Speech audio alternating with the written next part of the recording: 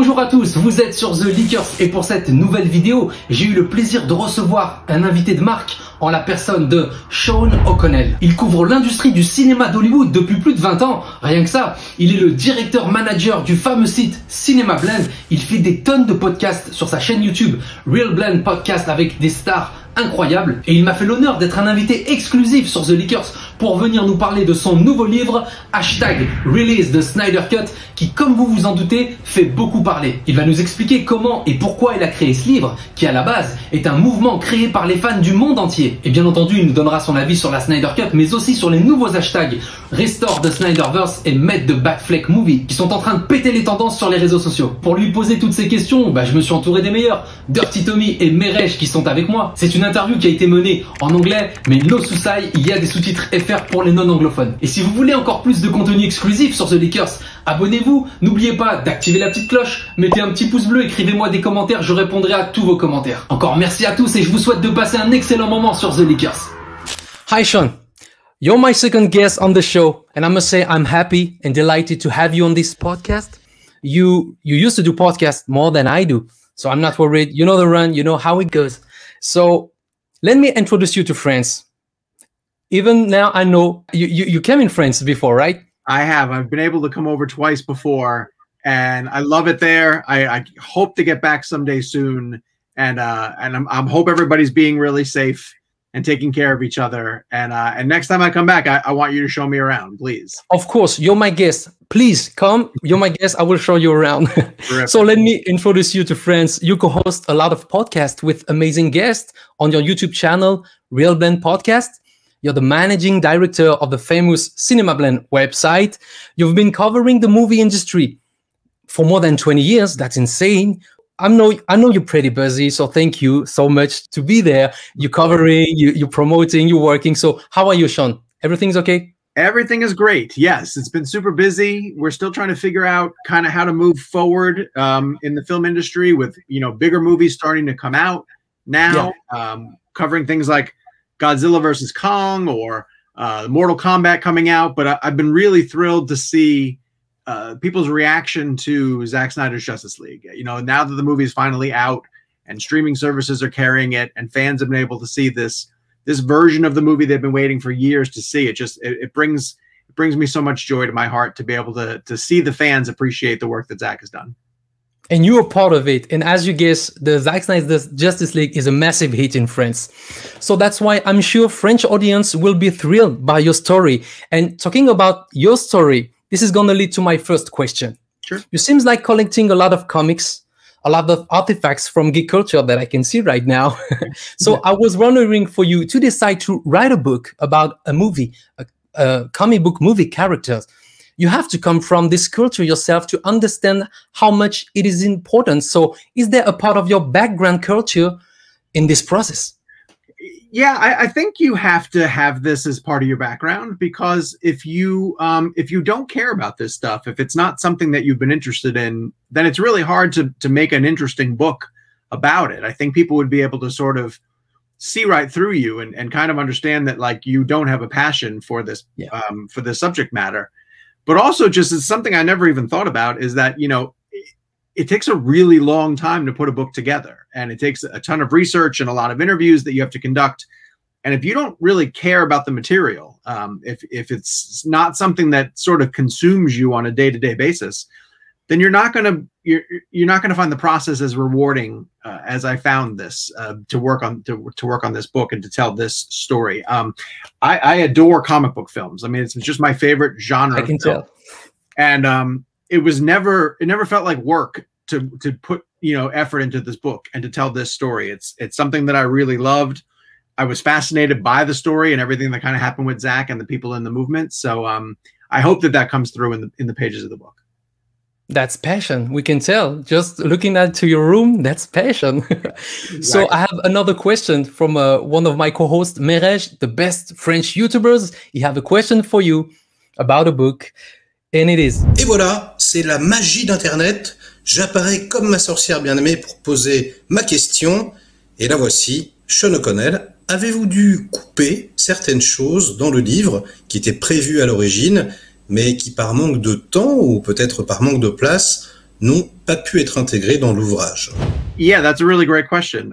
There's a lot of stuff to this story that had to be left out, mostly because the book has to be turned into the publisher so far in advance, almost a full year in advance, because of the amount of editing that has to take place, everything that comes with the layout and the design of the book, and then when they are going to release it into the stores. And so because of that, there had to be a point where I had to sort of cut the story off. And thankfully for me, the ending of the book ends up becoming the announcement that the movie's going to come, you know, that the Snyder Cut is actually going to get released. There's been a lot to this story that has come out ever since, with the push for Restore the Snyderverse, with just the reception of the movie on streaming services and what fans think about the actual film. I wish I could include more of that stuff. I wish that there was, you know, follow-ups that you could do. I'm so used to writing for the internet, where you can publish things almost instantly and you can follow up on stories on a day-to-day basis. A book has to sort of exist as the book. And so I wish that there were a lot of other stories that I could have included if I had more time. So you are telling us that there's a Sean O'Connell cut from your book? That's why you told us? Sure. Yeah, why not? Or at least a sequel. You know, maybe there's a sequel down the line where I go back and sort of revisit all the stuff that happened after the cut got announced. And that's a good news. So the next question is from my co-host, Tommy, Dirty Tommy. Bonjour Jonali, bonjour Sean O'Connell. Alors ma question est la suivante, vu que tu as couvert depuis le début en fait le film Justice League, ma question était de savoir si tu pouvais voir des signes annonciateurs de la future brouille en fait entre Warner et Zack Snyder, c'est-à-dire en gros s'il y avait des signes annonciateurs comme quoi Warner voulait de toute façon dès le début changer les plans pour cette fameuse Justice League, c'est-à-dire le marveliser en quelque sorte. Donc voilà, c'était s'il y avait quelques signes annonciateurs, s'il y avait des choses qui pouvaient nous faire croire que Warner changerait du tout au tout en fait la vision de Zack Snyder par rapport au résultat final qu'on a vu pour le film de Joss Whedon. Merci beaucoup. I really wasn't aware about it until the day that Zack walked away from the film, until the day that they made the announcement that he was going to be leaving Justice League. Okay. I think we kind of suspected that Warner Brothers wasn't thrilled with the box office results of Batman versus Superman. I think we kind of knew that they wanted to be making a lot more money, at least over $1 billion. And when it didn't, you knew they were disappointed, but I never expected that they were going to change direction completely in the middle of the film. And so that was one of the things, one of the earliest bits of this story that intrigued me the most, which was Zack walking away from the production and then getting replaced by someone like Joss Whedon.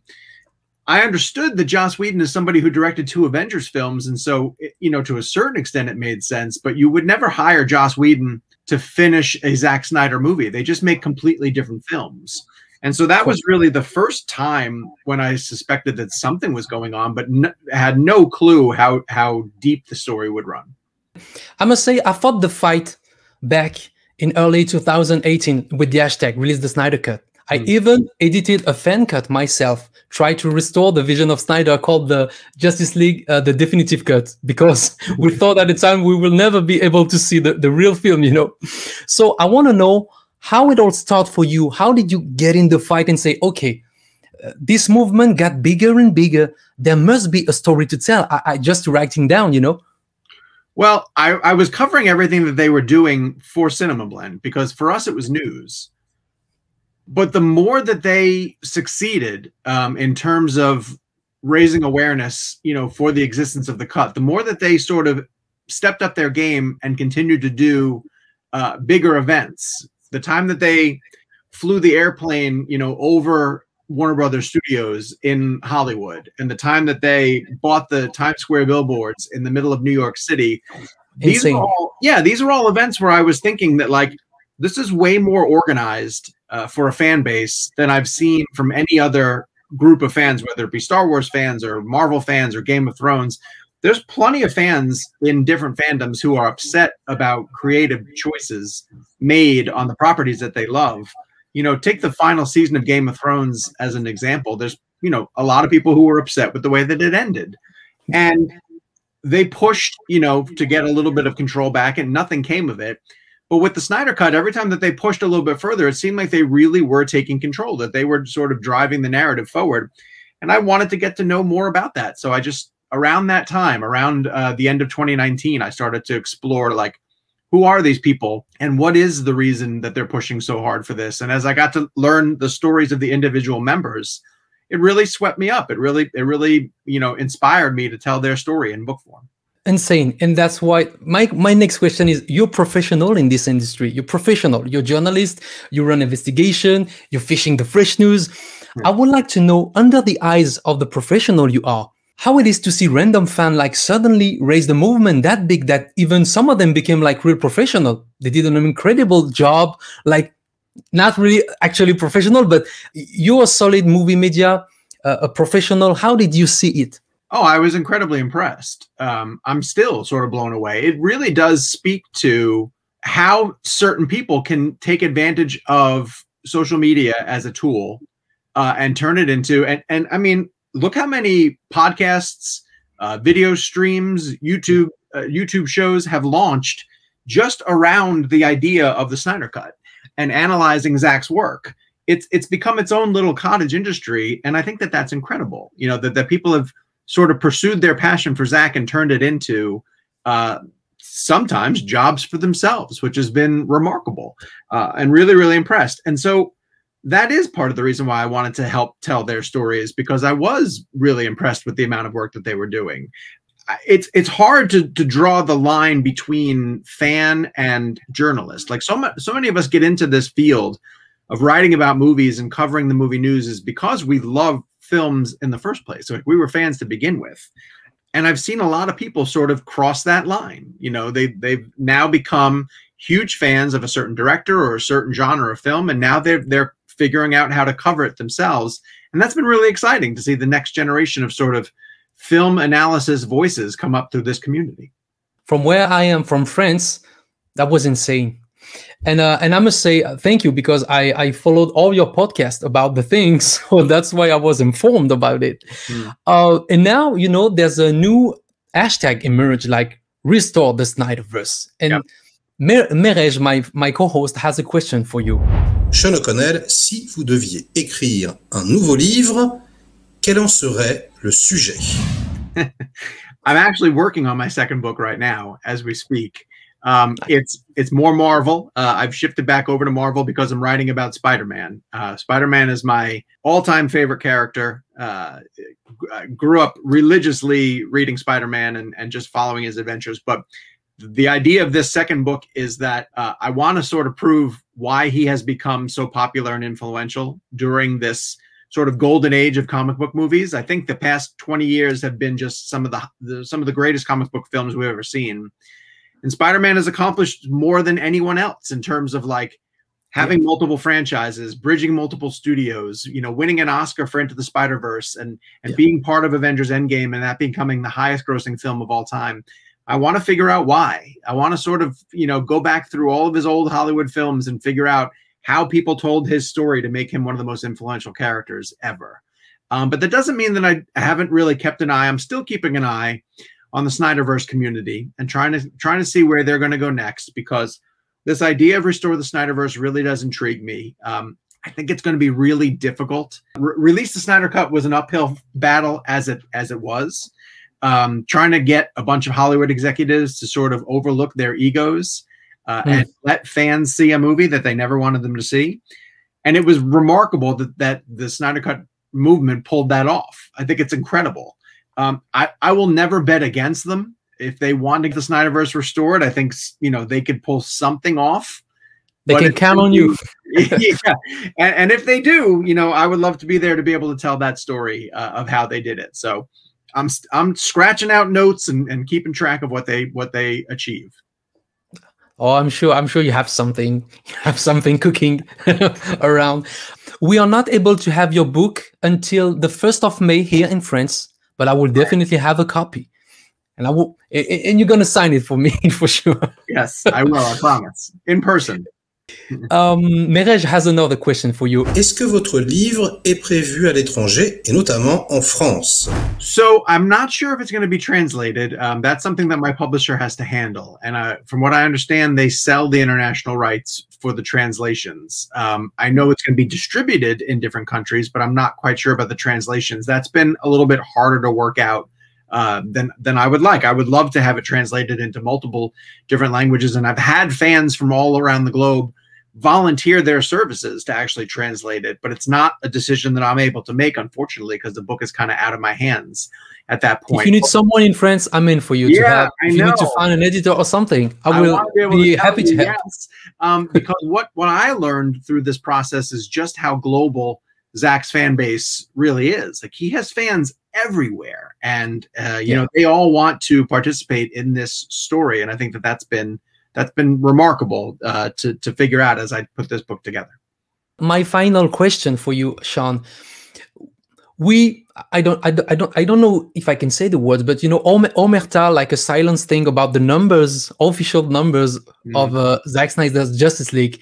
A bunch of fans, like a lot of them, said that we don't have the numbers of the records of the whole thing, you know, from not only from HBO Max, but here I don't have HBO Max. I paid the movie on Amazon, on Microsoft, twice I paid the movie. And do you think they will release the numbers of the movie to see actually where it goes, where we are now? It's a great question. They definitely have them, you know, but the streaming services have been so mysterious about revealing numbers of certain projects. And all I can say is that in the past, whether it's Netflix or HBO Max or Amazon, when they have a hit, they're very quickly to come out and tell you that they had a hit. So them hiding the numbers usually means that they're not that good. However, I also know that in this situation, if they were to come out and say that the numbers are extremely good, then they'd look silly not doing more, you know, in this universe. So you can make the argument that they're not sharing the numbers because they're really good, and the studio doesn't want the fans to know that. And then this is a really unique situation because of this, because normally a streaming service would stand on the highest mountain and scream, you know, how great the numbers were. I don't know if they're ever going to share them. They definitely don't have to. And, you know, there's plenty of even Marvel and Star Wars are not really open with the types of numbers that The Mandalorian will do, or WandaVision, and, you know, shows like that are popular and are getting really great awareness. So the fans, I understand, in the Snyderverse are like pointing at like, well, we trended on social media, you know, but that doesn't, I don't know if that translates to viewers, you know, and really with the streaming services, I don't know if they are as interested in the numbers as much as they are how many new subscribers they brought on board, because that's where they're making their money. You know, like, of course, you could be a subscriber and you could watch it 100 times. They're still only making one payment from you. Yeah. So that's what I think that is more important to them. And I really do wonder, I don't really want to know how many times the movie has been played. I really want to know how many new subscribers came on board because of the Snyder Cut, because that moves the needle. And I think would have Warner Brothers saying, okay, you know, there's a big enough audience for us to pursue this. So we're going to keep the faith on, like Batfleck says? Always. Well, you know, I've been seeing a new trending tag, make the Batfleck movie. I think that's what they're using now. Something to push for the Batfleck movie. Honestly, personally, me, I think it's easier to get something like that made moving forward. Whether it be, you know, a Deathstroke film, or if they actually do get Ben Affleck to come back and do a Batman film. Yeah. The idea of doing 2 Justice League movies, 2 and 3, just seem really, I understand that Snyder's fans want that more than anything, but like the logistics of putting that together seems really difficult with everyone's schedules and with the amount of money that it would cost to do it properly, like you don't want a watered down, half-hearted version. You'd want them to invest in it fully. And I think that's going to be really difficult, but I could see David Ayer's cut being restored, for the Suicide Squad. I could see them doing another, like a Batman story that's set in the Snyderverse. That seems a little bit easier to pull off. And I think maybe setting their sights, setting the Snyderverse's community sights on a project like that makes a little bit more sense than pushing for the full Justice League. But I don't know. That's just where I'm speculating at this point right now. So like I said, we're going to keep faith. Sean, I just want to say thank you. It was a pleasure to have you. Thank you very much. You come back anytime on the Leakers TV. And of course, when the whole pandemic will be done, and stay safe, please. You come in France and you're my guest, okay? I would book it. I'll be there. I promise. I'm looking forward to it. Thank you for having me. I appreciate it. Thank you very much, Sean. And keep doing the amazing work you do, okay? Thank you. Thank you. Take care. Bye-bye.